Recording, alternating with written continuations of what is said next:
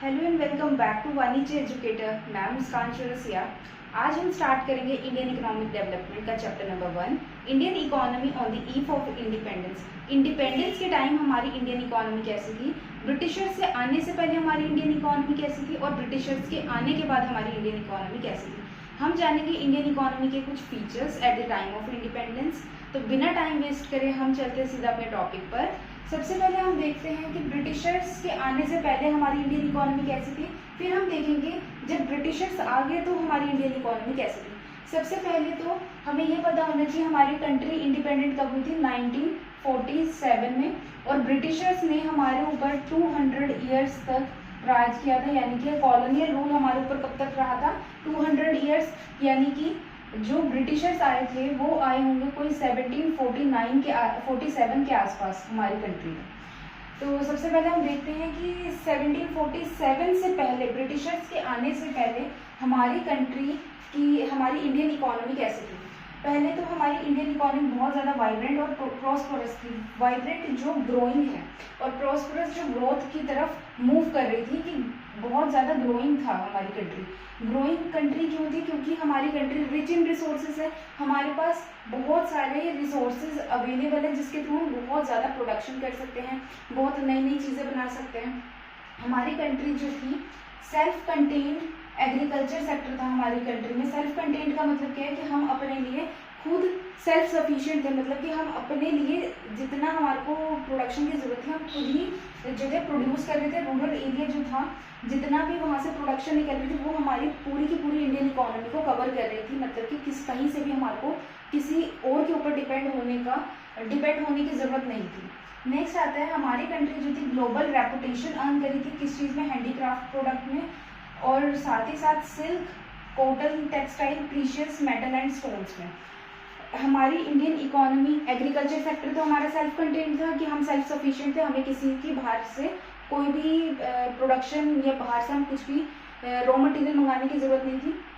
Next था हमारा जो इंडस्ट्रियल सेक्टर था, उसने भी ग्लोबल रेपुटेशन अर्न करी थी, जिसमें हम जो बहुत बड़े एक्सपोर्टर थे, एक वर्ल्ड वाइड हमारी रेपुटेशन थी हैंडीक्राफ्ट प्रोडक्ट्स में। साथ ही साथ हमारी कंट्री फेमस थी सिल्क और कॉटन टेक्सटाइल के लिए, प्रीशियस मेटल एंड स्टोन्स के लिए। आज भी हमारी country silk and cotton textile और प्रीशियस मेटल के लिए फेमस है, क्योंकि हम बहुत बड़े एक्सपोर्टर हैं सिल्क एंड कॉटन टेक्सटाइल के, साथ ही साथ प्रीशियस मेटल एंड स्टोन्स के, जिसमें हमारे ज्वेलरीज, जेम्स आ जाते हैं। तो ये जो फीचर्स हैं, ये फीचर्स रहे हैं हमारे जब ब्रिटिशर्स के आने से पहले हमारी इंडियन इकोनॉमी कैसी थी। नेक्स्ट अब आता है जब ब्रिटिशर्स आए तो उन्होंने क्या क्या चीज़ें की जिससे कि हमारी इंडियन इकोनॉमी में क्या क्या चेंजेस हैं वो देखते हैं। Marked a systematic exploitation of Indian economy.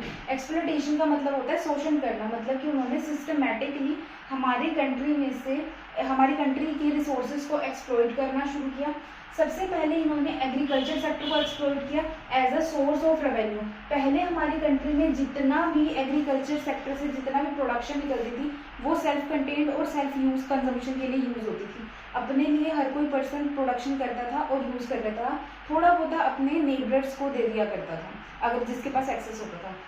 Britishers ने बताया कि आप एग्रीकल्चर सेक्टर को as a source of revenue use करो। आप जितनी भी आप प्रोडक्शन कर रहे हो उस प्रोडक्शन को आप सेल्फ कंजम्पशन तक ना रख के इसको कमर्शियलाइज करो। कमर्शियलाइज का मतलब होता है बाहर जाके बेचना, यानी कि बिजनेस पर्पज से आप जो जितनी प्रोडक्शन कर रहे हो उस प्रोडक्शन को आप अपने लिए कंजम्पशन के लिए मत रखो, ना ही अपनी फ्रेंड्स फैमिली को दो। आप सीधा मार्केट में जाओ और उसको बेचो, इससे आपको रेवेन्यू जनरेट होगा। तो सबसे पहले एक्सप्लोटेशन किया हमारे एग्रीकल्चर सेक्टर को। नेक्स्ट किया इंडस्ट्रियल सेक्टर को। इंडस्ट्रियल सेक्टर में जो डोमेस्टिक मार्केट थी हमारी, डोमेस्टिक मार्केट को ब्रिटिश प्रोडक्ट के लिए उन्होंने यूज़ किया। डोमेस्टिक मार्केट यानी कि जितना भी हमारा जो रॉ मटेरियल वगैरह निकल के आ रहा था वो सारा का सारा रॉ मटेरियल क्या कर रहे थे, वो यहाँ से एक्सपोर्ट कर देते थे ब्रिटिश मार्केट को, क्योंकि वो चाहते थे कि हमारी कंट्री जो है वो आगे ना बढ़ सके। किसी भी कंट्री की ग्रोथ डिपेंड करती है उसके इंडस्ट्रियल सेक्टर पर। जितना अच्छा इंडस्ट्रियल सेक्टर किसी कंट्री का होगा उतनी ही ज़्यादा ग्रोथ होगी उसकी कंट्री की। वो चाहते नहीं थे कि हमारी कंट्री में इंडस्ट्रीज ज़्यादा आए, नहीं तो हम सेल्फ सफिशिएंट हो जाएंगे। उन्होंने यहाँ से रॉ मटेरियल उठाया एग्रीकल्चर सेक्टर से। पहले तो एग्रीकल्चर सेक्टर से जितने भी प्रोडक्शन हो रही थी उसको कमर्शियलाइज किया, वो सारा का सारा जितना रॉ मटेरियल था खुद खरीदा और साथ ही साथ रॉ मटेरियल को वो ब्रिटिश मार्केट में ले जाते थे और वहाँ से फिनिश प्रोडक्ट में कन्वर्ट करते थे रॉ मटेरियल को और इंडियन मार्केट में इंपोर्ट कर देते थे। इससे एक्सप्लोटेशन ये हुई कि हमने इंडियन प्रोडक्ट को यूज़ करना छोड़ दिया और हम ज़्यादा से ज़्यादा डिपेंड हो गए ब्रिटिश प्रोडक्ट पे, क्योंकि हमारी कंट्री में उतने प्रोडक्ट्स थे बन नहीं रहे थे क्योंकि हमारे पास इंडस्ट्रीज नहीं थी। तो इस तरीके से उन्होंने हमारी एग्रीकल्चर सेक्टर और हमारे इंडस्ट्रियल सेक्टर को एक्सप्लोइट किया। नेक्स्ट आता है this create the Indian foreign trade in favour of British economy.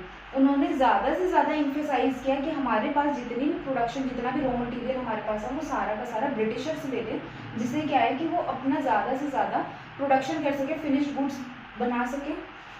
इससे इंडियन इकोनॉमी को एक्सप्लॉइट किया और ब्रिटिशर इकोनॉमी की तरफ उन्होंने फेवर में कर दिया हमारी इकोनॉमी को।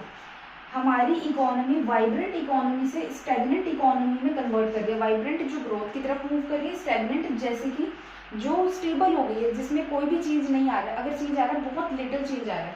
तो इस तरह से उन्होंने हमारी वाइब्रेंट इकोनॉमी को स्टैग्नेंट इकोनॉमी में कन्वर्ट कर दिया।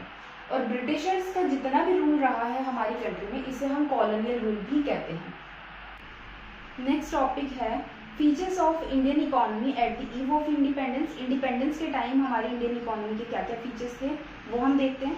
सबसे पहला फीचर था हमारा स्टैग्नेंट इकोनॉमी। हमारी इकोनॉमी बहुत ज़्यादा स्टैग्नेंट थी, जिसमें कोई भी चेंज नहीं आ रहा था, और अगर चेंज आ रहा था बहुत ही लिटल या फिर बहुत ही लो चेंज आ रहा था, जो दिखाई भी नहीं दे रहा था। हमारी इकोनॉमी को इस तरीके से एक्सप्लॉइट किया गया था कि हमारी इकोनॉमी बिल्कुल स्टैग्नेंट, एकदम स्थायी हो गई थी, जो स्टेबल हो गई थी, जिसमें कोई ग्रोथ आ ही नहीं रही थी।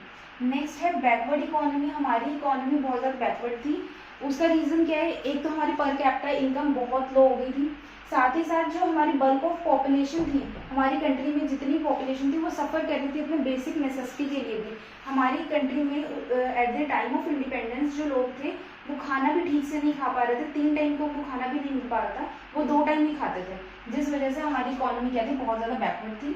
डोमिनेंस ऑफ एग्रीकल्चर सेक्टर, जैसे कि अभी हमने पढ़ा कि किसी भी कंट्री की ग्रोथ के लिए सबसे ज़्यादा जो रोल प्ले करता है वो करता है इंडस्ट्रियल सेक्टर। अगर हमारे को किसी भी कंट्री की इकोनॉमी ज़्यादातर एग्रीकल्चर सेक्टर पर डिपेंड है, तो वो ग्रोथ उतनी नहीं ले पाएगी जितनी एक इंडस्ट्रियल सेक्टर वाली इकोनॉमी ग्रोथ लेती है। और हमारी कंट्री जो थी वो एग्रीकल्चर सेक्टर के ऊपर जो थी बहुत ज़्यादा डिपेंड थी। 72% ऑफ द पॉपुलेशन एंगेज थे एग्रीकल्चर सेक्टर पर। हमारी टोटल जीडीपी का 50% जो जीडीपी थी वो सिर्फ और सिर्फ एग्रीकल्चर सेक्टर के ऊपर ही डिपेंड कर रही थी। और हमारी कंट्री में जो मैक्सिमम लोग थे वो डिपेंड कर रहे थे एग्रीकल्चर सेक्टर पे अपनी लिविंग के लिए, और लो प्रोडक्टिविटी की वजह से हमारी जो जीडीपी थी वो भी बहुत कम थी। तो डोमिनेंस था ज़्यादा हमारी इकोनॉमी में एग्रीकल्चर सेक्टर का। नेक्स्ट है ब्लीक इंडस्ट्रियलाइजेशन। ब्लीक का मतलब होता है बहुत कम, जिसमें ग्रोथ बहुत कम आ रही थी। तो इंडस्ट्रियल सेक्टर में हमारी ग्रोथ नाम मात्र ही थी या फिर ना के बराबर थी। Small scale and cottage industries को टोटली डिस्ट्रॉय कर दी गई थी हमारी कंट्री की, जिसमें हम ज़्यादातर हैंडीक्राफ्ट वगैरह लेके चलते थे small scale and cottage industries में। और हैवी इंडस्ट्री हमारी कंट्री में बहुत कम थी, बहुत ही कम थी, और उसकी भी ग्रोथ बिल्कुल स्लो थी, वो चली ही नहीं रही थी, क्योंकि हमारे कंट्री में हमारे पास कैपिटल गुड्स बहुत कम थे, जिस वजह से हमारी जो कंट्री में इंडस्ट्रियलाइजेशन था वो बहुत लो लेवल पे था और ग्रो कर ही नहीं रहा था। नेक्स्ट है डिपेंड्स अपॉन इंपोर्ट। हमारी कंट्री हैवीली डिपेंड कर रही थी इंपोर्ट पर। ब्रिटिशर्स सारा का सारा मटेरियल इंपोर्ट कर रहे थे इंडिया में फिनिश गुड्स का, और यहाँ से रॉ मटेरियल लेके जा रहे थे ब्रिटेन। तो इस तरीके से हम लोग जो थे हर चीज़ के लिए डिपेंड कर रहे थे ब्रिटिशर्स पे। कैपिटल गुड्स की अगर हमें ज़रूरत है तो हम ब्रिटिशर्स पे डिपेंड थे, वो वहाँ से इंपोर्ट करते थे machineries, production equipments. Capital goods वो गुड्स होते हैं जो हमारे को प्रोडक्शन करने में काम आते हैं, और हैवी इन्वेस्टमेंट हमारी इसमें की जाती है, जैसे कि हमारी मशीनरीज होंगी, प्रोडक्शन इक्विपमेंट्स होंगे और बहुत सारे अलग अलग इक्विपमेंट्स। साथ ही साथ हमारी कंट्री के लोग जो थे वो कंज्यूमर गुड्स के लिए भी उन्हीं पे डिपेंड कर रहे थे। कंज्यूमर गुड्स वो गुड्स होते हैं जो हम डायरेक्टली कंज्यूम कर रहे थे, जो प्रोडक्शन में काम नहीं आते हैं। हम डायरेक्टली जैसे ब्रेड एंड बटर ये हमारे कंज्यूमर गुड्स में आते हैं। लाइक हमारे जो क्लॉथ थे यहाँ से ये लोग सिल्क और कॉटन लेके जा रहे थे और वहाँ से कपड़ा बना के प्रॉपरली क्लॉथ बना के यहाँ पे भेज रहे थे। तो हम क्लॉथ्स के लिए, ग्रोसरीज के लिए भी उनके ऊपर डिपेंड हो गए थे और सारा का सारा मेनली हम इम्पोर्ट पे ही डिपेंड कर रहे थे।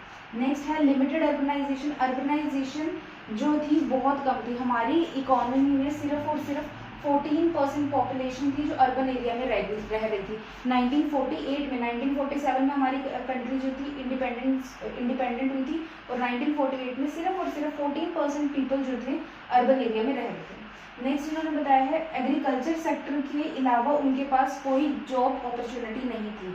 वो सारे के सारे लोग जो थे मैक्सिमम अपने एग्रीकल्चर सेक्टर के ऊपर डिपेंड कर रहे थे अपनी लिविंग के लिए, जिस वजह से हमारी कंट्री में कंपाउंड पॉवर्टी की सिचुएशन आ गई थी। जिस जगह पे सिर्फ 4 लोगों की ज़रूरत है वहाँ पे अगर 8 लोग काम करेंगे तो ऑब्वियस ही बात है कि पॉवर्टी तो होगी ही होगी। वो सिर्फ दिखाने के लिए काम कर रहे थे बट एक्चुअल में उन लोगों के पास काम था नहीं। तो कंपाउंड पॉवर्टी हमारी कंट्री में फैली हुई थी। है semi feudal economy. Semi feudal economy वो इकोनॉमी होती है जहाँ पे जमींदारी सिस्टम और साथ ही साथ जो लैंडलॉर्ड है सॉइल का वो ही person tiller of the soil होता है। तो दोनों ही सिस्टम साथ चल रहे थे। जमींदारी सिस्टम में जमींदार अलग है और जो टिलर ऑफ द सॉइल है वो अलग है।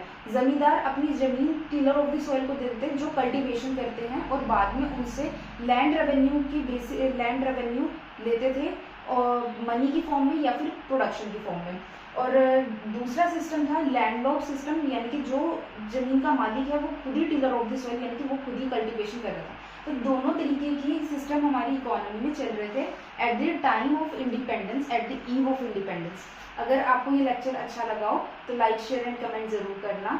और अगर आपको नोट्स बनाने हैं आप साथ ही साथ इस वीडियो में से आप स्क्रीनशॉट ले सकते हैं। And thank you.